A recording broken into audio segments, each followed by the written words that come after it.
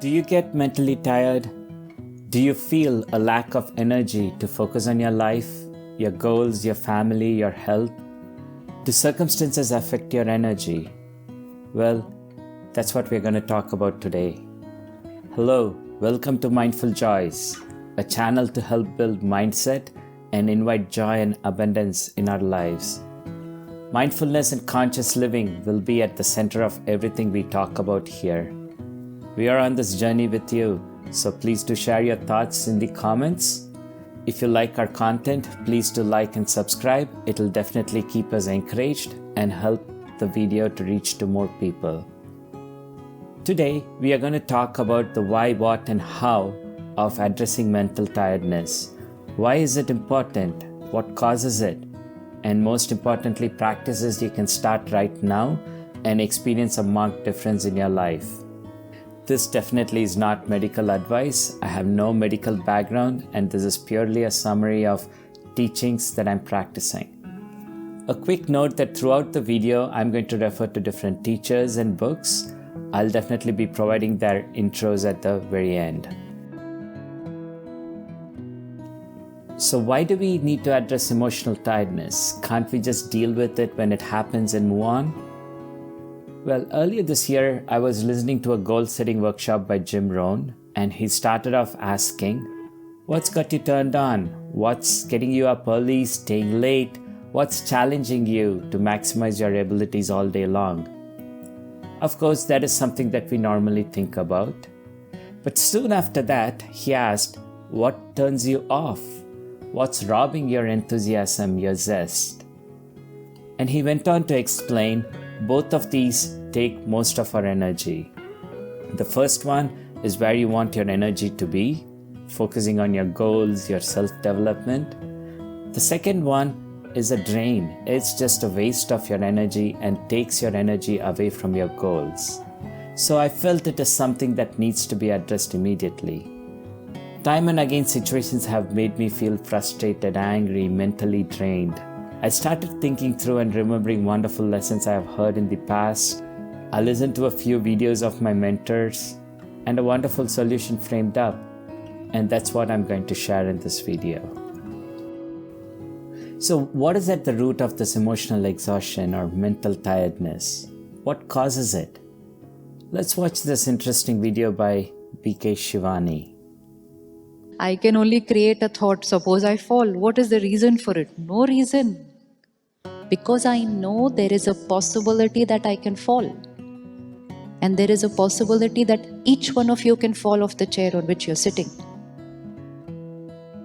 So not only I will create a fear that I may fall. What if my wife falls? What if my husband falls? What if my child falls? Can I create this thought?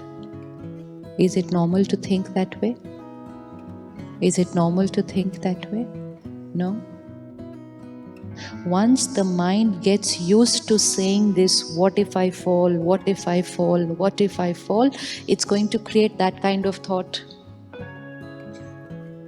Then it will be, what if I fall? Then while climbing down, it will be, what if I miss the step? Sitting in the car, it will be, what if I meet with an accident? You just heard of how even a simple, inconsequential thought could end up having such a large impact in your life. A.C. Bhaktivedanta Swami Prabhupada explains, there is an English proverb that says, the face is the index of the mind. If one is angry, his anger is immediately expressed in his face. Similarly, other mental states are reflected in the actions of the body. The mind's activities are thinking, feeling, and willing. And from the willing portion of the mind manifests actions. So in Shivani's example, when I think, what if I fall? My body is going to react and tense itself up, and that will start affecting my health. With this fear, if I start to meet people, I'm going to radiate my fear in the way I talk with them and relate with them.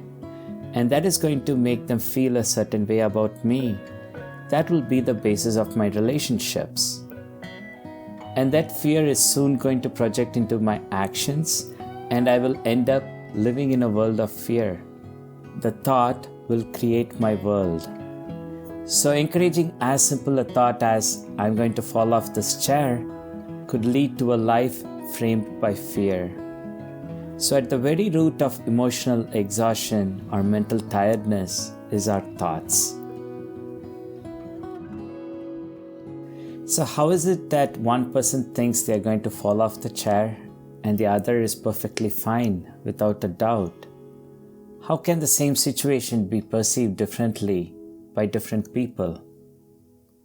A.C. Bhaktivedanta Swami Prabhupada explains the condition of the mind is affected by our past activities. Here's an excerpt of a talk where His Holiness Radhanath Swami, who's a disciple of Swami Prabhupada, explains the concept. We are not created ill. The Atma, the living force within us, is perfect. It is a part of God. As we said, it is eternal, full of knowledge and full of bliss beyond death, beyond birth. But we have free will within this world. And according to the choices we make, it not only creates a reaction, but it also creates an internal inclination toward doing the same thing again. A crude example. Most of us are not born with a unbearable craving to smoke cigarettes.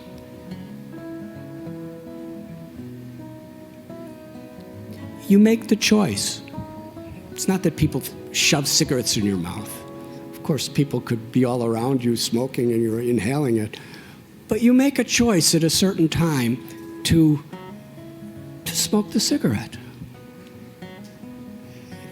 And as far as I have heard, the first couple cigarettes people smoke, usually they don't like it at all.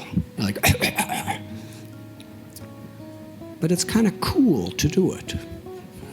You know, the movie stars do it, and my idols do it, so I'm going to do it. And as you make that choice, the inclination to smoke another one becomes more and more and more. So we become habituated by the choices we make. Similarly, when we do good for others, doing good for others is addicting. When we criticize other people, every time we choose to criticize someone, we become more habituated to respond to a situation through criticism. This is the laws of karma. Whatever choices we make, not only does it create reactions as far as what comes to us in this world, but it creates inclinations within us. So the greed and the arrogance and the envy and even the cruelties of this world, as well as the goodness and the compassion and the forgiveness, these inclinations we have are very much due to how we have programmed ourselves, by how we have chosen to act in the past. And the present moment is how we're programming the way we experience and see the world for the future. What is going to be our inclinations? So the reason why we might be agitated or be happy, like or dislike something or someone, is not exactly because of the situation or the object or the person, but our habituations based on previous perceptions, attachments, and detachments. Hence, the Bhagavad-gita promotes equanimity. Here's a couple verses. Chapter 2, verse 48. Samatvam yoga uchyate. Such equanimity is called yoga. Chapter 5, text 19. Yesam samye stitam manaha.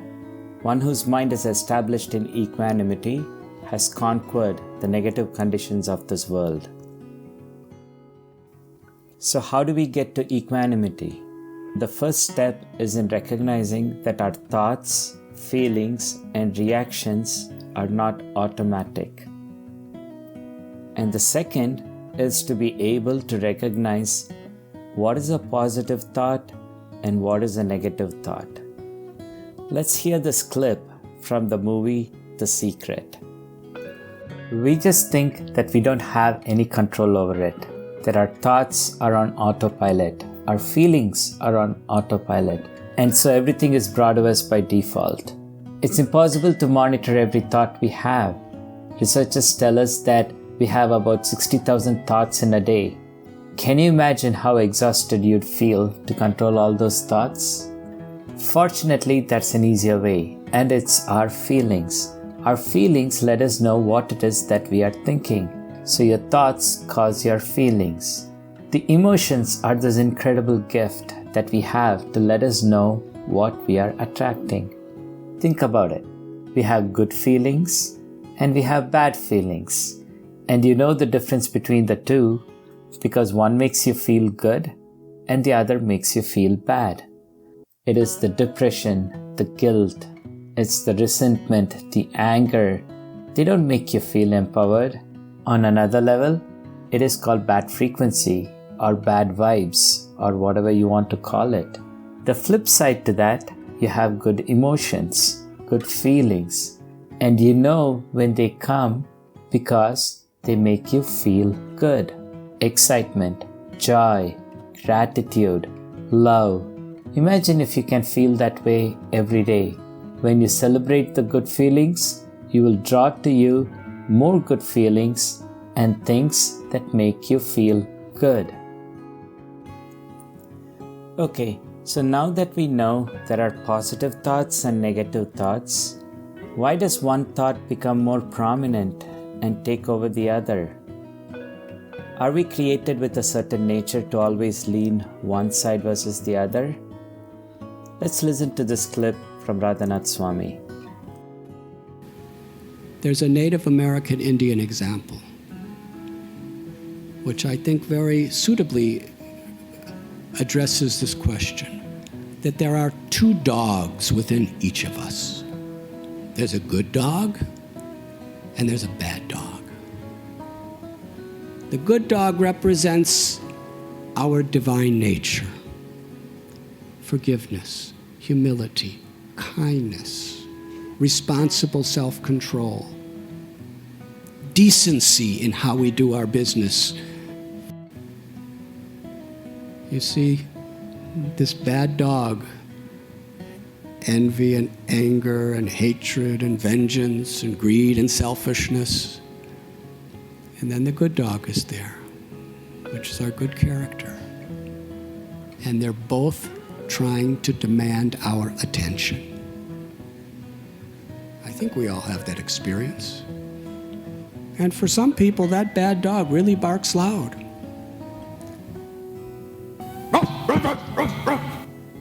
And the good dog,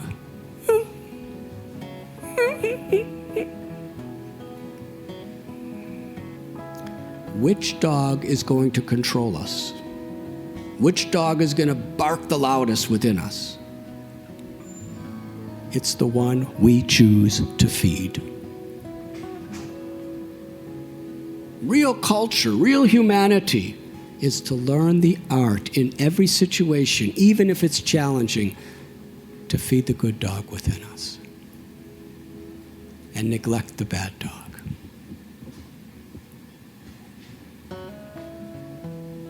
We are inherently good. We are inherently godly. To reorient ourselves to our true nature. It's the greatest need for fulfillment within our own lives, and it's the greatest need within the world. So summarizing so far, 1. We understood that thoughts, feelings, and reactions are not automatic. 2, we learned how to distinguish between a positive thought and a negative thought. And 3, letting one thought take over and win, meaning a thought manifesting into action, is a choice. So now let's look at some practical tips on how to make that choice. A little theory before we dive into the practice. The Bhagavad-gita explains that above the mind, there is a layer of intelligence. Chapter 3, verse 42. The mind is higher than the sense organs. The intelligence is still higher than the mind. In the next verse, chapter 3, text 43, Krishna states, one should steady the mind by deliberate spiritual intelligence. So when negative thoughts come up, how do we overcome it with a positive thought? And how do we make our positive thought win? Let's hear BK Shivani explain how to do it practically. So then what are you going to do to help me when I think like this? You have to heal me. What will you say?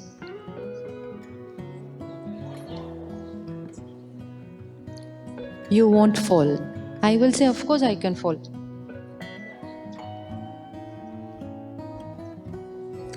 Will you give up on me, or will you go on talking to me till my thought changes? If you love the other person, you're just going to say to the other person, okay, stop doing what you're doing. Come, let's sit and talk. You know? And then you're going to ask me, kya hua? I said, what if I fall? So you're going to say, why will you fall? Say, what if I fall? Well, the sofa is perfectly fine. Why will you fall? This will go on for some time. I will keep saying, what if I fall? And you will keep saying from there, but why will you fall when everything is fine? Your power of conviction, of faith, and your love for the other person will overpower the fear and heal them. Love your own self. Love your own self. And as soon as the mind says, what if I fail? Immediately, why will you fail? The mind will say, but there is a chance that I can fail. Keep on talking to your own mind, because there are two thoughts inside. Make use of that dialogue. Don't allow the fear to stay for you. The mind will say, but what if I fail? Success is certain for you. What if I fail? Success is certain for you. One out of the two is going to win. Don't let the right way of thinking give up easily. It will win over the wrong way of thinking. And that's the only way to be happy always. So one simple relationship, let's begin today. To teach this child the right way of talking. Like we teach our children. Good morning, bolo. Do you teach children? Say good morning, say thank you, say please, say sorry. We teach them 1,000 times till they learnt it. Similarly, we will teach this mind. Do not allow it to talk a language which is a depleter for myself and a depleter for people around me. Within our tradition, we chant these mantras, or the beautiful sweet names of God. And the purpose of that is simply like a mirror. When you look in a mirror, you're supposed to see yourself, but when it's covered with dust, you see dust. When we clean the mirror of the heart through these beautiful spiritual practices, then we see the beauty of the love of our true nature. And we could reflect that love in whatever we do. So here's a simple daily practice. First, write down the negative thoughts in your mind and the counter positive thoughts. We will cover more on this practice in our future videos, but I want to leave you with a few examples. Also feel free to watch videos of PK Shivani. So if your thought is, I don't know if I'll be able to do this, and the counter would be, I am a powerful soul, I can achieve what I put my mind to. It's so frustrating, I'm a peaceful soul. I don't know if I'll be successful, success is certain. Things are not going my way. Things will not happen the way I want, but success is definitely mine. There is so much uncertainty, I'm getting very anxious. I'm calm, success is 100%. I have so much work to finish, I'm so busy. My life is easy. I don't have any time. I manage my time effectively. I feel so light. These might seem like wishful thinking or lying to ourselves, but positive affirmations are not such. We'll be discussing a little bit more on that in the future videos. And also a good thing to note is that when we are not making these conscious positive affirmations, the mind is automatically making its own affirmations. When you're thinking it's frustrating, that is an affirmation that you're making to yourself that will eventually lead to anger and other negative emotions. Though positive affirmations might not look true right now, the basis of making these affirmations is, as Radhanath Swami explained, we are a pure soul, a child of God, and hence we have all good qualities and energies within us. But certainly some of our qualities are covered due to our conditionings, and we are going through a process of uncovering our true nature. So in a sense, we are not lying to ourselves because these are qualities that we inherently possess. I hope that this video was beneficial to you. Please add any questions or comments. If you have any specific affirmations you want to share, please do add them in the comments. And if you like our content, please do like and subscribe. And one more thing, if you have a specific topic in mind you want us to make a video on, do let us know.